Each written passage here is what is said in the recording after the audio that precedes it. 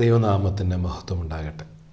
ഒരിക്കൽ കൂടെ അവിടുത്തെ തിരുവചനത്തിൻ്റെ വെളിച്ചത്തിൽ നാം ഒരുമിച്ച് നിറഞ്ഞ നന്ദിയോടെ ആയിരിക്കുന്നു. ദൈവത്തെ സ്തുതിക്കാം. സഹോദരങ്ങളെ, ഇപ്പോൾ നമ്മുടെ കുഞ്ഞുങ്ങളൊക്കെ പല പല വ്യക്തിത്വ വികസന പരിശീലന ക്യാമ്പുകൾ, അങ്ങനെ പല പല കാര്യങ്ങളിൽ സംബന്ധിക്കുന്നതുകൊണ്ടാവും അവരെത്ര ഭംഗിയായിട്ടാണ് അവരെപ്പറ്റി പറയുന്നത്, അല്ലേ? അവരുടെ പേര്, അവരുടെ സ്ഥലം, അവരുടെ വീട്, അവരുടെ അച്ഛൻ എന്താണ് ചെയ്യുന്നത്, അവരുടെ അമ്മ എന്ത് ചെയ്യുന്നു തുടങ്ങിയ കാര്യങ്ങളൊക്കെ ഭംഗിയായിട്ട് പറയാൻ കൊച്ചുപ്രായത്തിൽ തന്നെ ഇന്നത്തെ കാലത്ത് കുഞ്ഞുങ്ങൾ പഠിക്കുന്നുണ്ട്. സെൽഫ് ഇൻട്രൊഡക്ഷൻ എന്നൊക്കെ പറഞ്ഞുകൊണ്ട് അധ്യാപകർ അവരെ അതിലേക്ക് പരിശീലിപ്പിക്കുന്നുമുണ്ട്. കർത്താവ് യേശു മശിഹ തന്നെപ്പറ്റി തന്നെ പറയുന്ന വാക്കുകൾ ഐ ആം എന്ന് പറഞ്ഞുകൊണ്ട്, അല്ലേ? ഐ ആം ദ സീരീസ് എന്ന് പറഞ്ഞിട്ട് സാധനമുണ്ട്. കർത്താവ് തന്നെ തന്നെ നിർവചിക്കുന്ന, താൻ ആരാണ് എന്ന് പറയുന്ന ഏതാണ്ട് 8 വാക്യങ്ങളോളം വേദപുസ്തകത്തിലുണ്ട്. കൃത്യമായിട്ടും വിശുദ്ധ യോഹന്നാൻ എഴുതിയ സുവിശേഷമാണ് അത് മനോഹരമായിട്ട് വെളിപ്പെടുത്തുന്നത്.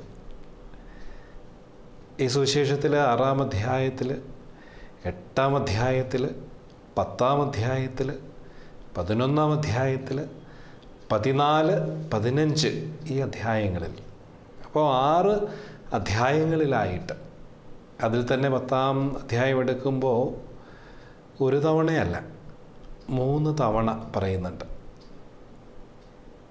അതുകൊണ്ടാണ് ഞാൻ സൂചിപ്പിച്ചത്, കർത്താവ് മനോഹരമായ ചില മെറ്റഫറുകളിൽ കൂടെ താൻ ആരാണ് എന്ന് ലോകത്തിന് വെളിപ്പെടുത്തുവാൻ ആഗ്രഹിച്ചുകൊണ്ട് സെൽഫ് ഇൻട്രൊഡ്യൂസ് ചെയ്യുന്നുണ്ട്. അങ്ങനെയുള്ള ആദ്യ സന്ദർഭം യോഹന്നാൻ്റെ സുവിശേഷം 6-ാം അധ്യായം. അതിൽ പക്ഷേ നമ്മൾ വായിക്കുമ്പോൾ സത്യത്തിൽ നമുക്കൊരു വിഷമം തോന്നും.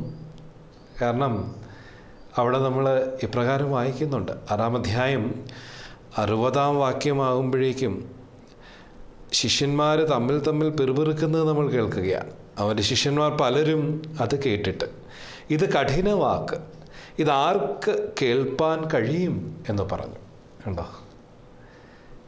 കർത്താവ് തന്നെ വെളിപ്പെടുത്തിക്കൊണ്ട് പറഞ്ഞതിൻ്റെ പ്രതികരണമാണ് നമ്മളിവിടെ കേൾക്കുന്നത്. സംഘാലയത്തിൽ വെച്ചാണ് കർത്താവ് പറഞ്ഞത്. ഏത് സ്ഥലത്ത് വെച്ചായിരുന്നു? കഫർന്നഹൂമിൽ വെച്ചായിരുന്നു. കഫർന്നഹൂമിലെ സംഘാലയത്തിൽ താൻ സംസാരിച്ചു കൊണ്ടിരിക്കുമ്പോൾ തന്നെ അവിടുന്ന് വെളിപ്പെടുത്തുന്നു.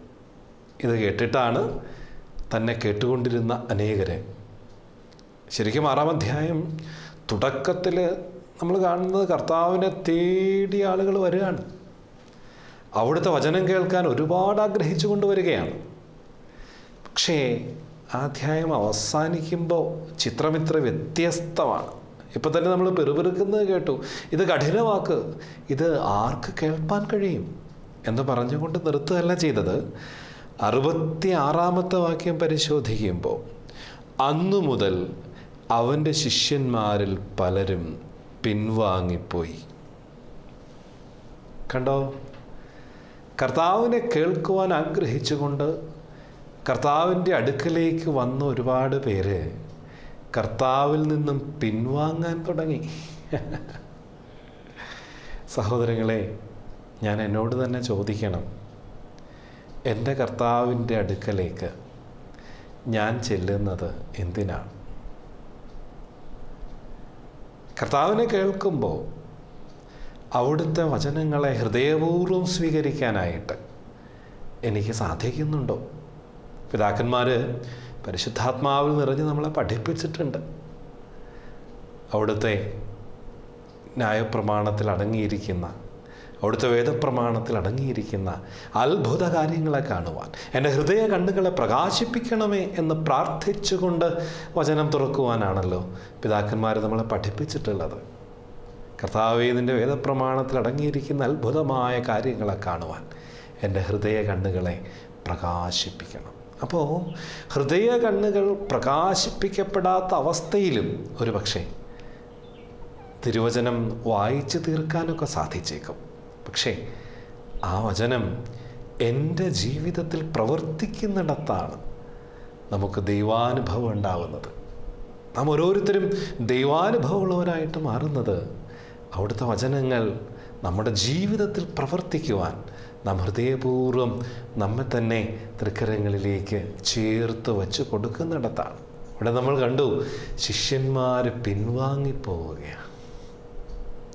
ഇത് കഠിന വാക്ക്, ഇത് കേൾക്കുവാൻ ആർക്ക് കഴിയും എന്ന് ചോദിച്ച് എന്ന് പെറുപിറുത്തും കൊണ്ട് തന്നെ കേട്ടിരുന്ന അനേകർ പിൻവാങ്ങിപ്പോവുകയാണ്. അപ്പോൾ 2000-ഓളം വർഷങ്ങൾക്കപ്പുറത്ത് സംഭവിച്ച അതേ സംഗതി ഇന്നും സംഭവിച്ചു കൊണ്ടിരിക്കുകയല്ലേ?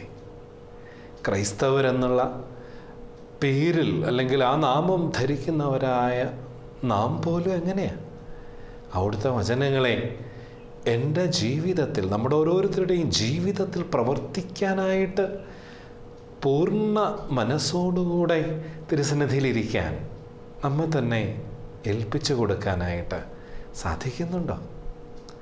പലപ്പോഴും നമ്മൾ ഒന്ന് പരുങ്ങുകയോ ഒന്ന് മുഖം താഴ്ത്തുകയോ ഒക്കെ ചെയ്യും.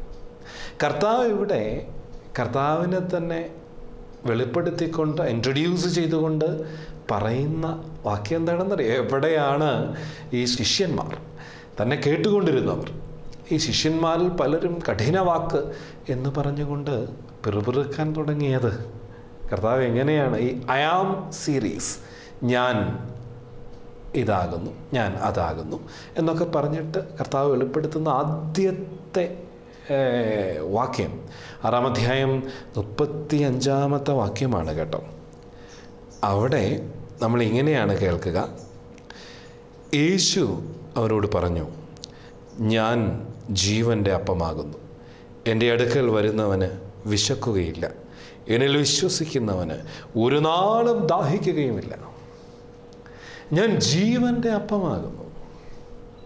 ഇത് കേട്ടിട്ടാണ്, അതിനോട് ബന്ധപ്പെട്ട് കർത്താവ് പറഞ്ഞ കാര്യങ്ങളൊക്കെ കേട്ടിട്ടാണ് ശിഷ്യന്മാർക്ക് ഇടയിൽ ഈ ഒരു പിറുപിറുപ്പ് ഉണ്ടാവുകയും അവരിൽ പലരും പിൻവാങ്ങിപ്പോവുകയും ചെയ്യുന്നത്. സഹോദരങ്ങളെ, അന്ന് തന്നെ കേട്ടുകൊണ്ടിരുന്ന അനേകർ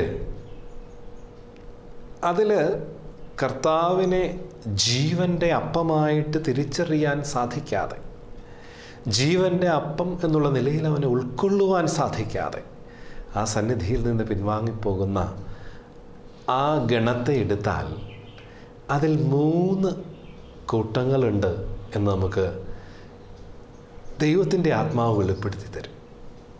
3 വിഭാഗത്തിലുള്ള ആൾക്കാരാണ് അന്ന് പിൻവാങ്ങിപ്പോയവർ. അവരാരൊക്കെയായിരുന്നു എന്ന് തിരുവചനം തന്നെ നമുക്ക് പരിശോധിക്കേണ്ടിയിരിക്കുന്നു. അവിടെ കർത്താവ് തന്നെ തുടക്കത്തിൽ 6-ാം അധ്യായത്തിൻ്റെ തുടക്കത്തിൽ പറയുകയാണ്. അപ്പോൾ ഒരുപാട് പേര് കർത്താവ് ഇരുന്നിടത്തേക്ക് വന്നിരിക്കുകയാണ്. കാരണം അതിൻ്റെ തലേ ദിവസം വലിയ അപ്പത്തിൻ്റെ പെരുപ്പം ഒക്കെ സംഭവിച്ചതാണ്. 5 അപ്പം കൊണ്ട് 5000 പേരെ അവിടുന്ന് പോഷിപ്പിച്ചത്. 5000 എന്ന് പറയുന്നത് ശരിക്കുള്ള കണക്കല്ലെന്ന് നമുക്കറിയാം. പുരുഷന്മാരുടെ മാത്രം സംഖ്യയാണ്. ഒരു പുരുഷൻ്റെ കൂടെ ഒരു സ്ത്രീയും ഒരു കുഞ്ഞും എന്ന് കൂട്ടിയാൽ തന്നെ 15000-ഓളം ആളുകൾ വരും. ആലോചിച്ച് നോക്കിക്കേ.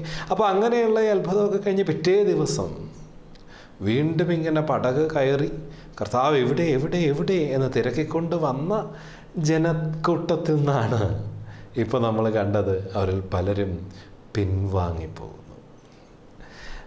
അപ്പോൾ കർത്താവ് തന്നെ സൂചിപ്പിക്കുന്നുണ്ട് കേട്ടോ ഈ അധ്യായത്തിൻ്റെ തുടക്കത്തിൽ, നിങ്ങൾ എന്നെ അന്വേഷിക്കുന്നത് അപ്പം തിന്ന് തൃപ്തരായതുകൊണ്ടാണ്. അതാണ്. അപ്പോൾ പിൻവാങ്ങിപ്പോയവരിൽ ആദ്യത്തെ ഗണം എന്ന് പറയുന്നത് ഈ വിധത്തിലുള്ള അന്വേഷകരാണ്. അപ്പം തിന്നതുകൊണ്ട്, അപ്പത്തിന് വേണ്ടി. എന്തപ്പത്തിന് വേണ്ടി? ഈ ലോകത്തിലെ ഈ ശരീരവുമായി മാത്രം ബന്ധപ്പെട്ട അപ്പത്തിനു വേണ്ടി, ഭൗതികമായ കാര്യസാധ്യങ്ങൾക്ക് വേണ്ടി യേശു ക്രിസ്തുവിനെ അന്വേഷിച്ച് പോകുന്നവരുണ്ടായിരുന്നു. അത് ഇന്നുമില്ലേ? ഒന്ന് ആലോചിച്ച് നോക്കിക്കേ. തീർച്ചയായുമുണ്ട്. അപ്പത്തിന് വേണ്ടി യേശുവിൻ്റെ സന്നിധിയിൽ. ഈ അപ്പം എന്ന് പറയുന്നത് ഭൗതികമായ ഏത് കാര്യമാവാം. എൻ്റെ പ്രമോഷൻ, എൻ്റെ ഉദ്യോഗം, എൻ്റെ മക്കളുടെ കല്യാണം, അങ്ങനെ ഭൗതികമായിട്ട് നാം ഓരോരുത്തരെയും സംബന്ധിച്ച് തീർത്താൽ തീരാത്ത ആവശ്യങ്ങളാണ്. ഈ ആവശ്യങ്ങളെ പ്രതി മാത്രം യേശു ക്രിസ്തുവിൻ്റെ അടുക്കൽ ചെല്ലുന്നവരുടെ ഗ്രൂപ്പ് കർത്താവിൻ്റെ ഭാഷയിൽ ഏതാണ്? അവർ എന്താ പറയുക, വളരെ മെറ്റീരിയലിസ്റ്റിക്കാണ്. കർത്താവിൻ്റെ ഭാഷയിൽ അപ്പത്തിന് വേണ്ടി കർത്താവിനെ അന്വേഷിക്കുന്നവരാണ്. പണ്ട് കർത്താവ് തന്നെ പറഞ്ഞിട്ടുണ്ട്, മനുഷ്യന് അപ്പം കൊണ്ട് മാത്രമല്ല ജീവിക്കുന്നത്, ദൈവത്തിൻ്റെ വായിൽ നിന്ന് പുറപ്പെടുന്ന വചനങ്ങൾ കൊണ്ടുകൂടെയാണ് ജീവിക്കുന്നത്. അപ്പോൾ മനുഷ്യന് ശരീരം മാത്രമല്ല ഉള്ളത്, മറിച്ച് പരമപ്രധാനമായത് അവൻ്റെ ശരീരത്തിലെ അവൻ്റെ ആത്മാവാണ്. ആത്മാവിന് വസിക്കുവാനുള്ള ഒരു കൊട്ടാരം മാത്രമാണ്, വീട് മാത്രമാണ് ശരീരം. അതുകൊണ്ടാണല്ലോ അപ്പോസ്തലൻ പരിശുദ്ധാത്മാവിൽ നിറഞ്ഞു പറയുന്നത്, നിങ്ങൾ ദൈവത്തിൻ്റെ മന്ദിരമെന്നും ദൈവത്തിൻ്റെ ആത്മാവ് നിങ്ങളിൽ വസിക്കുന്നുവെന്നും അറിയുന്നില്ലയോ?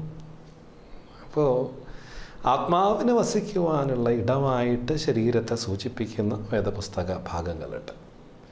സഹോദരങ്ങളെ, നമ്മൾ ശരീരത്തെ മാത്രം കരുതി ഈ ലോകത്തിൽ ജീവിക്കുമ്പോൾ, ഭൗതികമായ ആവശ്യങ്ങൾ മാത്രം നമ്മുടെ മനസ്സിനെ ഭരിക്കുമ്പോൾ, അങ്ങനെയുള്ള ആവശ്യങ്ങളുടെ പൂർത്തീകരണത്തിന് വേണ്ടി മാത്രം യേശുവിൻ്റെ വഴികളെ അനുഗമിക്കുമ്പോൾ, നമുക്ക് അവസാനം വരെ സഹിച്ചു നിൽക്കുന്ന, രക്ഷിക്കപ്പെടുന്ന, അല്ലേ, കർത്താവ് തന്നെ വചനത്തിൽ കൂടെ വെളിപ്പെടുത്തുകയാണ്, അവസാനം വരെ സഹിച്ചു നിൽക്കുന്നവൻ രക്ഷിക്കപ്പെടും. ഇങ്ങനെ സഹിച്ചു നിൽക്കുന്ന ഗണത്തിൽ അപ്പോൾ നമ്മൾ പെടില്ല, മറിച്ച് ഇടയ്ക്ക് വെച്ച് നമ്മൾ പിൻവാങ്ങേണ്ടതായിട്ട് വരും. വചനം തന്നെ വെളിപ്പെടുത്തുകയാണ്, ഈ ലോക ജീവിതത്തിന് വേണ്ടി മാത്രം യേശുവിനെ അന്വേഷിക്കുന്നവൻ അരിഷ്ട മനുഷ്യൻ അത്രയെന്നാണ് പറഞ്ഞേ. അരിഷ്ട മനുഷ്യൻ, പിന്നെ മനുഷ്യൻ്റെ ഗണത്തിൽ പോലും കെടുത്താൻ കൊള്ളൂല എന്നാണ്. അപ്പോൾ കൺസ്യൂമറിസ്റ്റ് അല്ലെങ്കിൽ മെറ്റീരിയലിസ്റ്റിക് ആയിട്ടുള്ള ഈ ലോകത്തിൽ ഭൗതികമായ ആഗ്രഹങ്ങളുടെ നിവൃത്തിക്ക് വേണ്ടി മാത്രം യേശുവിനെ അന്വേഷിച്ചാൽ, നാം ഇപ്പോൾ 6-ാം അധ്യായത്തിൻ്റെ 66-ാം വാക്യത്തിൽ കണ്ടതുപോലെ പലരും പിൻവാങ്ങിപ്പോകുന്ന ആ ഗണത്തിലേക്ക് നമ്മൾ പെടും. അപ്പോൾ ഒന്നാമത്തെ ഗണം അതാണെങ്കിൽ, യേശുവിൻ്റെ സന്നിധി വിട്ടുപോകുന്ന രണ്ടാമത്തെ ഗണം അതേതാണെന്നറിയുമോ? അവർ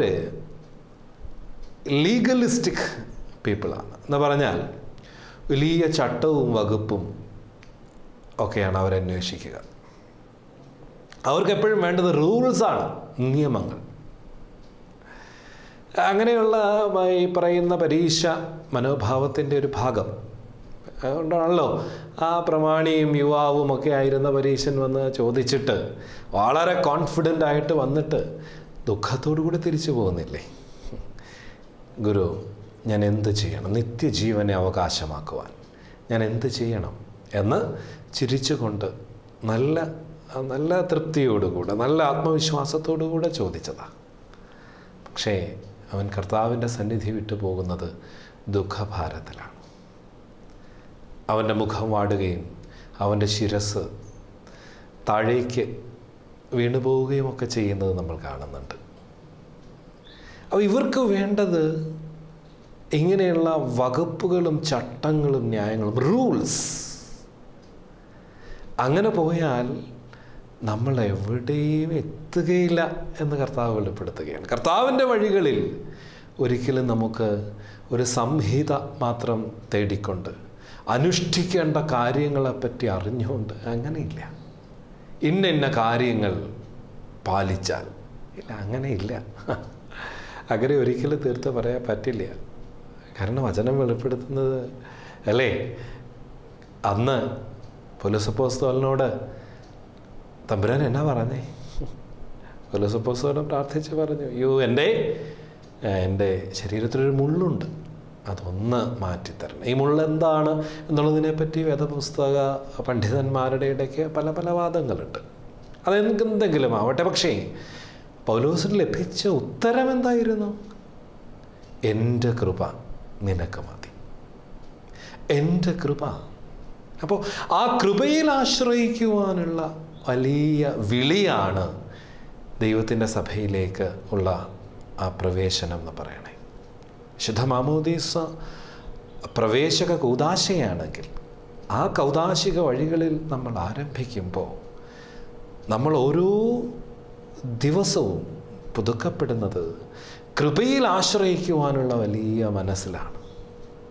ദൈവത്തിൻ്റെ കൃപ മാത്രമേ ഉള്ളൂ നമുക്ക് ആധാരം, നമുക്ക് അഭയം എന്നുള്ള തിരിച്ചറിവുണ്ടാകണം. ഇവിടെ കർത്താവിൻ്റെ അടുക്കലേക്ക് വന്ന പലരും ഇപ്പം നമ്മളവിടെ കാണുന്നുണ്ട്. 6-ാം അധ്യായം പരിശോധിക്കുമ്പോൾ ദൈവത്തിന് ഇഷ്ടമുള്ള പ്രവൃത്തികൾ ഏതൊക്കെയാണ് എന്ന് ചോദിക്കുന്നുണ്ട്. ഞങ്ങൾ എന്ത് പ്രവൃത്തികളാണ് അനുഷ്ഠിക്കേണ്ടത്? ഉടനെ കർത്താവ് പറയണു, പരമപ്രധാനവും പ്രഥമവുമായ പ്രവൃത്തി. അതെ, പരമപ്രധാനവും ഒന്നാമത്തമായ പ്രവൃത്തി എന്താണെന്നറിയോ? കർത്താവ് എന്താ പറയണേ? പിതാവാം ദൈവം അയച്ചവനിൽ വിശ്വസിക്കുക. പിതാവാം ദൈവം ലോകത്തിലേക്ക് അയച്ച അവൻ്റെ പുത്രനിൽ വിശ്വസിക്കുക എന്നുള്ളതാകുന്നു ഏറ്റവും പ്രധാനമായ പ്രവൃത്തി. അപ്പോൾ വിശ്വാസം എന്നുള്ളത് ഏത് പ്രവൃത്തിയുടെയും ആദിരൂപവും മൂലരൂപവുമാണ്. വിശ്വാസമില്ലാതെ നമുക്കൊന്നും ചെയ്യാൻ പറ്റില്ല. ഏത് ചെയ്തിയുടെയും തുടക്കം എന്ന് പറയുന്നത് വിശ്വാസമാണ്. അപ്പോൾ അതല്ലാതെ ഇന്നത് ചെയ്താൽ, ഇങ്ങനെ ചെയ്താൽ, അങ്ങനെ ചെയ്താൽ ഇല്ല. ന്യായപ്രമാണത്തിൻ്റെ പൂർത്തീകരണമായിട്ട് കർത്താവ് വന്നു. ന്യായപ്രമാണത്തിൽ യഹൂദനും അഥവാ പരീശനും ഒക്കെ ശീലിച്ചത് എ സെറ്റ് ഓഫ് റൂൾസ്. അതല്ല ദൈവത്തിൻ്റെ കൃപ കർത്താവ് യേശു മിശിഹായിൽ കൂടെ ലോകത്തിന് വെളിപ്പെടുത്തി തന്നത്. മറിച്ച് യേശു ക്രിസ്തുവുമായിട്ടുള്ള ഒരു റിലേഷൻഷിപ്പ്, ഈ റൂൾസിനപ്പുറത്തുള്ള റിലേഷൻഷിപ്പ്. എല്ലാ വ്യവസ്ഥകൾക്കും, എല്ലാ തരത്തിലുള്ള സംഹിതകൾക്കും, എല്ലാ നിയമങ്ങൾക്കും അപ്പുറമുള്ള ഹൃദയപൂർവമായൊരു ബന്ധം. ഈ ഹൃദയപൂർവമായ ബന്ധത്തിലേക്കുള്ള ദൈവത്തിൻ്റെ ക്ഷണം ഒരർത്ഥത്തിൽ ഒന്നാമത്തെ കൽപ്പനയിൽ തന്നെ ഉണ്ടല്ലോ, അല്ലേ? പൂർണ്ണ ഹൃദയത്തോടും പൂർണ്ണ ശക്തിയോടും പൂർണ്ണാത്മാവോടും എന്ന് പറഞ്ഞുകൊണ്ട് ആ ആഴമായ ബന്ധത്തിൻ്റെ അതിമനോഹരമായ ആലേഖനമാണ് ഒന്നാമത്തെ കൽപ്പന എന്ന് പറയുന്നത്. സഹോദരങ്ങളെ, അതിലേക്കാണ് വിളിക്കപ്പെട്ടിരിക്കുക. മറിച്ച് നമ്മൾ അതിൻ്റെ പ്രമാണങ്ങൾ മാത്രം അന്വേഷിച്ച് പ്രമാണങ്ങളുടെ പിറകെ പോയാൽ യേശു ക്രിസ്തുവുമായിട്ടുള്ള ഹൃദയബന്ധത്തിന് ഒരു പക്ഷേ സാധിച്ചില്ല എന്ന് വന്നേക്കാം. അപ്പോൾ പിൻവാങ്ങിപ്പോയ രണ്ടാമത്തെ വിഭാഗം എന്ന് പറയുന്നത് നിയമങ്ങളുടെയും ചട്ടങ്ങളുടെയും വഴികളിൽ മാത്രം യേശു ക്രിസ്തുവിനെ അറിയുവാൻ ആഗ്രഹിച്ചവരാണ്. പ്രമാണങ്ങൾ വീണ്ടും ചിന്തിക്കുക. അപ്പോൾ നമ്മളിപ്പോൾ രണ്ട് വിഭാഗങ്ങളെ കണ്ടു കേട്ടോ. ആദ്യത്തെ വിഭാഗം ഏതായിരുന്നു? ഭൗതികവാദികളാണ്, മെറ്റീരിയലിസ്റ്റിക് പീപ്പിളാണ്. രണ്ടാമത്തെ വിഭാഗം ഇപ്പോൾ നമ്മൾ കേട്ട ഇങ്ങനെ പ്രമാണങ്ങളുടെയും ചട്ടങ്ങളുടെയും അടിസ്ഥാനത്തിൽ യേശു ക്രിസ്തുവിനെ അനുഭവിക്കാൻ കഴിയാതെ പോയവരെ, പിൻവാങ്ങിപ്പോയവരെ. വീണ്ടും അവിടുത്തെ സന്നിധിയിൽ നിന്ന് പിൻവാങ്ങിപ്പോയ മൂന്നാമത്തെ കൂട്ടർ ആരാണെന്നറിയുമോ? അവിടെ ചോദിക്കുന്നുണ്ട് കർത്താവിനോട്, ഞങ്ങളുടെ പിതാക്കന്മാർ മന്ന ഭക്ഷിച്ചിട്ടുണ്ട്, മോശ അത് തന്നിട്ടുണ്ട്. അപ്പം ഞങ്ങൾ നിന്നിൽ വിശ്വസിക്കേണ്ടതിന് എന്ത് അത്ഭുതമാണ്, എന്തടയാളമാണ് നീ ഞങ്ങൾക്ക് തരിക. അപ്പോൾ അത്ഭുതത്തിൻ്റെയും അടയാളത്തിൻ്റെയും വഴി മാത്രം അന്വേഷിക്കുന്നവരെ ദൈവാനുഭവത്തിലേക്ക് വരില്ല കേട്ടോ. അതിനൊക്കെ അപ്പുറമാണ്. കുഞ്ഞുങ്ങളുടെ ഭാഷ പറഞ്ഞാൽ അതുക്കും മേലെയാണ് ദൈവാനുഭവം എന്ന് പറയുന്നത്. അതുക്കും മേലെയാണ്. കാരണം ഈ അത്ഭുതവും അടയാളവും ഒക്കെ മാത്രം അന്വേഷിച്ചാൽ എന്ത് പറ്റുമെന്നറിയാം. അതിൻ്റെ നമുക്ക് ആ ഗ്രൂപ്പിനെ എന്താ വിളിക്കുക, സെൻസേഷണലിസ്റ്റ് എന്ന് വേണമെങ്കിൽ വിളിക്കാം. അവർക്ക് എപ്പോഴും സെൻസേഷൻസാണ് വേണ്ടത്. ഇപ്പോൾ നമ്മൾ ഈ വർത്തമാന പത്രം തന്നെ വായിക്കുന്നത് ഒരുതരം അഡിക്ഷൻ പോലെ മാറിപ്പോകും. കാരണം ഇങ്ങനെ വളരെ വൈകാരികമായ വാർത്തകൾ കൊണ്ട് അതിൻ്റെ ആദ്യ പേജ് തന്നെ നിറയ്ക്കുവാനുള്ള ഒരുപാട് ഗോഷ്ഠികൾ നമ്മൾ പത്രങ്ങളിൽ കാണുന്നുണ്ട്. ഇതൊക്കെ വായിച്ച് എന്താ പറ്റുന്നത്, അങ്ങനെയുള്ളൊരു വാർത്ത ഇല്ലാതെ വരുമ്പോൾ മനുഷ്യൻ വിഷമിക്കാൻ തുടങ്ങും. ഒരുതരം അഡിക്ഷനാണ്. സഹോദരങ്ങളെ, ഈ നമ്മൾ ശ്രദ്ധിച്ചിട്ടില്ലേ, കാരണവന്മാർ പറയും ചിന്തിച്ചാലൊരു അന്തവും ഇല്ല, ചിന്തിച്ചില്ലൊരു കുന്തവും ഇല്ല എന്നൊക്കെ നമ്മൾ കേട്ടിട്ടുണ്ട്. അതുപോലെ തന്നെ എനിക്ക് തോന്നുന്നു ചിന്തയോടുകൂടെ ഈ ഒരു സ്വഭാവം, ചിന്ത എന്ന് പറഞ്ഞാൽ തുടങ്ങിയാൽ തീരൂല, ചിന്ത ഇങ്ങനെ പോകും. അതുപോലെ തന്നെയുണ്ട്, ചിന്തിക്കും തോറും ചിന്ത വർദ്ധിക്കുകയുള്ളൂ. ധ്യാനം എന്നൊക്കെ പറഞ്ഞാൽ ചിന്തയുടെ തടവിൽ നിന്ന് മോചനം പ്രാപിക്കാനുള്ള ഒരു പരിശ്രമമാണ്. ഈ ചിന്ത പോലെ തന്നെ സ്വഭാവമുള്ളൊരു കാര്യമാണ് എന്ത്, നമ്മൾ ശാരീരികമായി ചിന്തിച്ചാൽ ഈ ചൊറിച്ചിൽ എന്ന് കേട്ടിട്ടില്ലേ, ഇച്ചിങ് സെൻസേഷൻ. നമ്മൾ ചൊറിഞ്ഞു തുടങ്ങിക്കോ, പിന്നെയും ചൊറിയാൻ തോന്നും, ചൊറിച്ചിൽ കൂടി വരും. ഇതുപോലെയാണ് അത്ഭുതങ്ങളുടെയും അടയാളങ്ങളുടെയും പിറകെയുള്ളൊരു അന്വേഷണം. അതൊന്ന് ലഭിക്കും പിന്നെ അടുത്തതിന് വേണ്ടിയിട്ടുള്ള ആഗ്രഹമാണ്.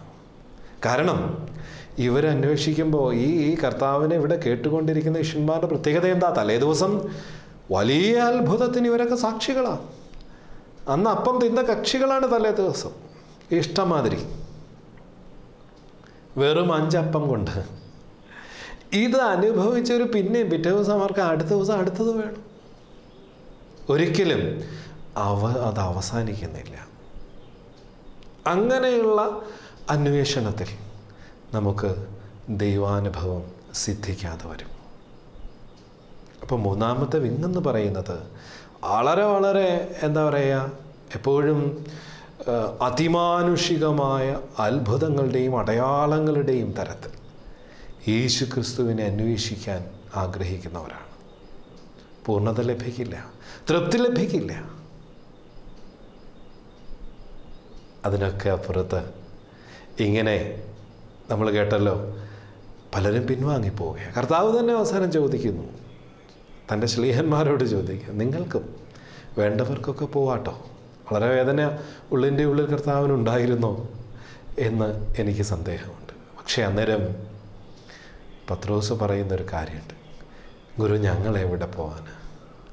നിത്യജീവൻ്റെ വചനങ്ങൾ അങ്ങയുടെ പക്കലുണ്ടല്ലോ, പിന്നെ ഞങ്ങൾ എന്തിന് ആരുടെ പക്കലേക്ക് പോകണം?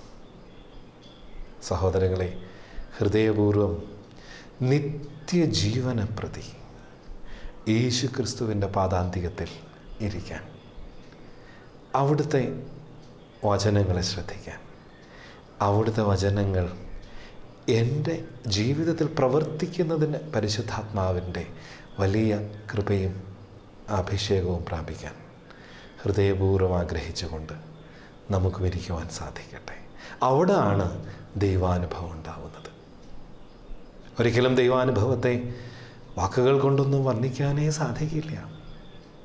പലരും ആ വലിയ കൃപയുടെ അനുഭവത്തിലാകുമ്പോൾ വാക്ക് കിട്ടാതെ പോകുന്നുണ്ട്. അത് അനുഭവമാണ് സഹോദരങ്ങളെ, അത് അനുഭവമാണ്. അപ്പോൾ ആ പത്രോസിനെ പോലെ വിശ്വാസത്തിൻ്റെ ലാളിത്യത്തിൽ ഗുരു നിത്യജീവൻ്റെ വചനങ്ങൾ അവിടുത്തെ സന്നിധിയിലുണ്ടല്ലോ, അങ്ങയുടെ പക്കലുണ്ട്, പിന്നെ ഞങ്ങൾ എന്തിനാ പോകുന്നത്? അപ്പോൾ നിത്യജീവനെ പ്രതി കർത്താവ് അരുളി ചെയ്തു, ഞാൻ വന്നത് നിങ്ങൾക്ക് ജീവനുണ്ടാകുവാനും അത് സമൃദ്ധിയായിട്ടുണ്ടാകുവാനുമാണ്.